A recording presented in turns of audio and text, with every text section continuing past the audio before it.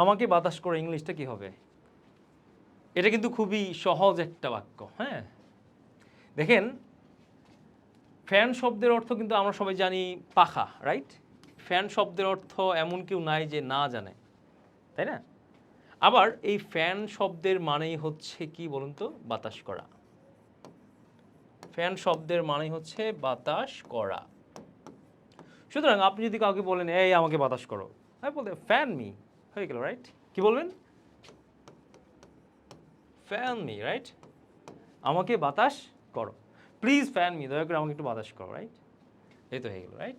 তাহলে আমরা কি বুঝলাম? ইংরেজি ভাষার মধ্যে এমন কিছু শব্দ আছে যে শব্দগুলো দ্বারা আসলে কি বস্তুকে বোঝায়। এই যে ফ্যান মানে পাখা, একটা বস্তুকে বোঝাচ্ছে, রাইট? আবার ফ্যান দ্বারা আবার ওই শব্দ দ্বারাই কোনো কাজ করা বোঝায়। এই যে বাতাস দেওয়া, বাতাস করা, এটা তো একটা কাজ, তাই না?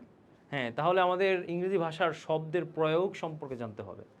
আপনি যত বেশি শব্দের প্রয়োগ সম্পর্কে জানতে পারবেন, তত বেশি আপনি ইংলিশটাকে নিজের মাতৃভাষার মতো করে শিখতে পারবেন।